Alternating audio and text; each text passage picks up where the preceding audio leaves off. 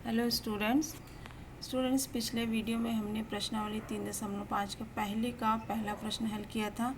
इस वीडियो में हल करेंगे प्रश्न नंबर 1 का दूसरा प्रश्न। तो सबसे पहले देखिए प्रश्न नंबर 1 था क्या। प्रश्न नंबर 1 था कि निम्न रैखिक समीकरण के युग्मों में से किसका अद्वितीय हल है, किसका कोई हल नहीं है, या किसके अपरिमित रूप से अनेक हल है। अद्वितीय हल की स्थिति में उसे वज्र गुणन विधि से ज्ञात कीजिए। तो हमने 3 कंडीशन देखी थी। पहली कंडीशन आती है a1/a2 बराबर नहीं b1/b2। यदि ये कंडीशन आए तो समीकरण का अद्वितीय हल होता है। दूसरी कंडीशन है a1/a2 बराबर b1/b2 बराबर c1/c2। ये कंडीशन आए तो समीकरण के अपरिमित रूप से अनेक हल होते हैं। और तीसरी कंडीशन है a1/a2 बराबर b1/b2 बराबर नहीं c1/c2। यदि ये कंडीशन आए तो इसका कोई हल नहीं होता। तो चलिए स्टार्ट करते हैं प्रश्न नंबर 2। प्रश्न नंबर 2 है हमारे पास। पहला समीकरण दिया है 2x धन y बराबर 5 और दूसरा समीकरण दिया है 3x धन 2y बराबर 8। तो हमने बताया था कि जब भी समीकरण इस रूप में दिया हो तो उसको सारे पदों को बराबर के एक तरफ ले आते हैं, दूसरी तरफ शून्य होना चाहिए वज्र गुणन विधि से हल करने के लिए। तो सबसे पहले हमने जो दिए हुए समीकरण उसको हमने लिखा 2x धन y बराबर 5। अगली स्टेप में 5 का पक्षांतर हो गया तो ये हो गया 2x धन y ऋण 5 बराबर 0। इसको मान लिया समीकरण 1।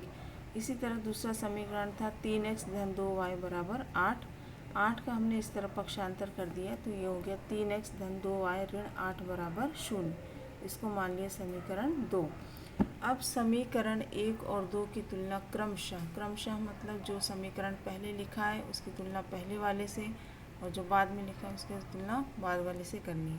क्रमशः a1x plus b1y plus c1 बराबर 0 तथा a2x plus b2y plus c2 बराबर 0 से करने पर तुलना करने पर समीकरण 1 से a1 b1 c1 के मान प्राप्त होंगे।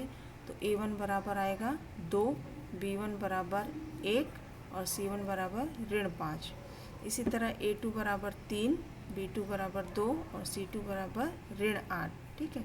अब a1/a2 इसका मान कितना आ गया 2/3, b1/b2 1/2, c1/c2 ऋण 5/8, ऋण से ऋण कट गया तो 5/8।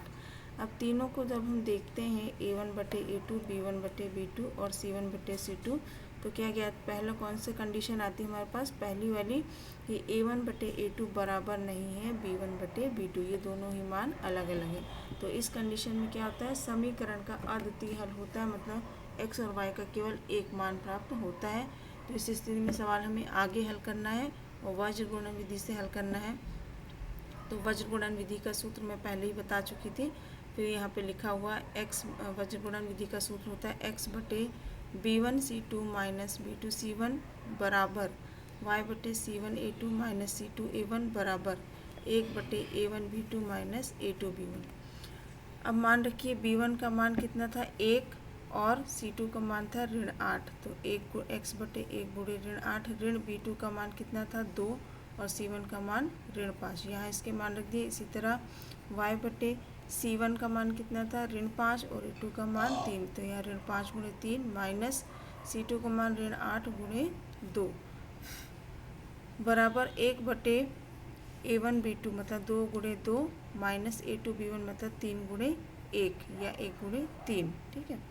तो x/, यहाँ पे हल करने पर है -8 धन 10 माइनस माइनस यहाँ प्लस हो गया बराबर y/5 दिया 15 और ये माइनस का चिन्ह और यहाँ पे माइनस माइनस प्लस तो 8 दूनी 16 बराबर 1/4 माइनस 3। ठीक है। तो इसको हल करने पर अगली स्टेप में है x/2 बराबर y/1 बराबर 1/1। अब ये जब ये हल हो गया अब इसके आगे और हल नहीं हो सकता तो हमें x और y के मान निकालने हैं। तो x का मान निकालने के लिए x वाला पद और लास्ट वाले पद की तुलना करते हैं तो आ जाएगा x/2 बराबर 1/1। 2 का तिर्यक गुणा हुआ तो x बराबर कितना आ गया 2। इसी तरह y का मान निकालने के लिए y वाले पद और लास्ट वाले अचर पद की तुलना करते हैं तो y/1 बराबर 1/1 और y बराबर आ गया 1। तो इस तरह समीकरण हल करने पर हमारे पास एक समीकरण का एक अद्वितीय हल प्राप्त हुआ x बराबर 2 और y बराबर 1 और ये हमारा सवाल यहाँ पर कंप्लीट हो गया।